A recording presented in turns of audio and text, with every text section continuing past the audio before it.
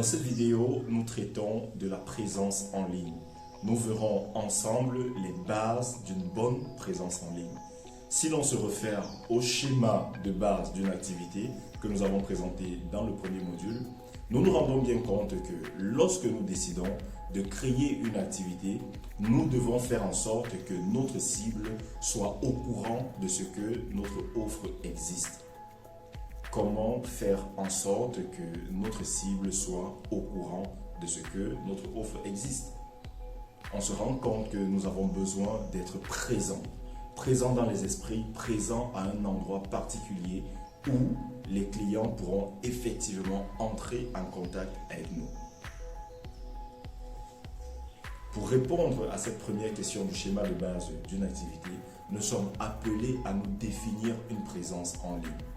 Être présent en ligne, c'est à peu près comme être présent sur un marché classique. Le fait que vous soyez installé donne la possibilité à ceux qui recherchent vos produits, à ceux qui recherchent vos services, de vous trouver. Imaginez un instant que vous ayez envie de vous acheter une chaussure. Qu'est-ce que vous faites lorsque vous voulez acheter une chaussure? Prenons le cas d'une activité classique où vous allez vous rendre dans un magasin ou dans un marché. Vous ne pouvez pas vous rendre dans un magasin qui n'existe pas. Donc il faudrait que le vendeur soit présent quelque part pour que vous puissiez le trouver. C'est ça la base de la présence. C'est également pareil sur Internet.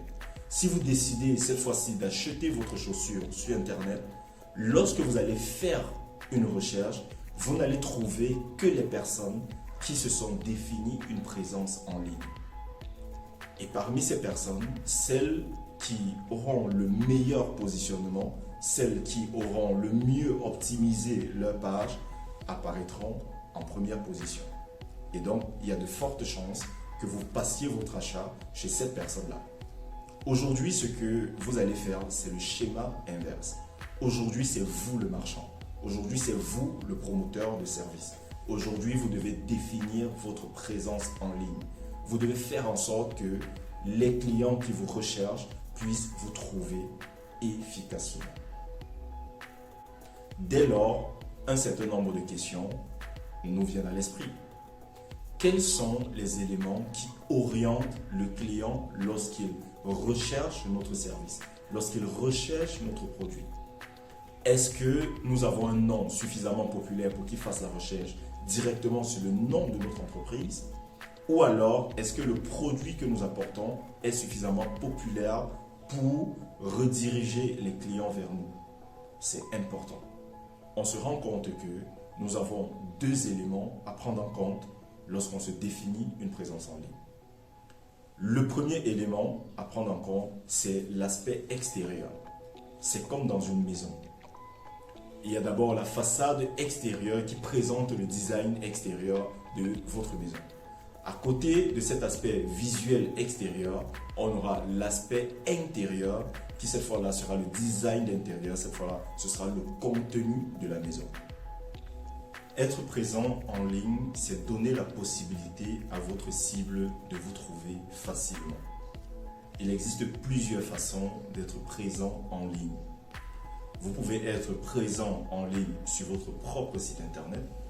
Vous pouvez être présent en ligne sur une page Facebook, une page Instagram, une page LinkedIn ou sur n'importe quel autre réseau social. Vous pouvez être présent en ligne sur une plateforme de freelance sur laquelle vous pouvez proposer vos services. Vous pouvez être présent en ligne sur une plateforme de e-commerce sur laquelle vous pouvez également proposer vos produits. Parmi toutes ces formes de présence en ligne, votre choix sera déterminé par 1. Votre objectif, 2. Le budget que vous êtes prêt à mettre en œuvre pour obtenir une telle présence. Le besoin en investissement lorsque vous voulez créer votre propre plateforme de e-commerce, par exemple, ne sera pas le même que lorsque vous voulez utiliser une plateforme de e-commerce déjà existante pour vendre vos produits.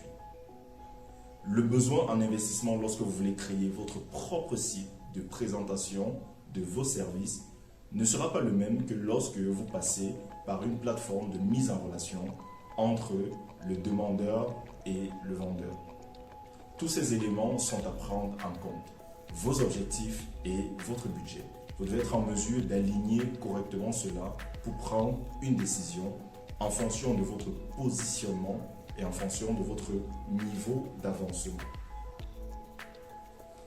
Il n'existe pas un positionnement magique qui vous donnera tout sans aucun effort. En fonction du choix que vous allez effectuer, il y aura une succession de tâches à réaliser pour être présent efficacement. Vous pouvez soit le faire vous-même, soit faire appel à un expert pour vous accompagner dans cette démarche de mise en place de votre présence sur Internet. Nous n'allons pas aborder ici toutes ces différentes formes-là. Nous allons nous concentrer sur la présence sur Facebook, Instagram et sur le réseau e-commerce squares.cl. Pour les autres formes de présence, je vous invite à vous rendre sur ma page Facebook, facebook.com/curtiskake dans l'onglet vidéo.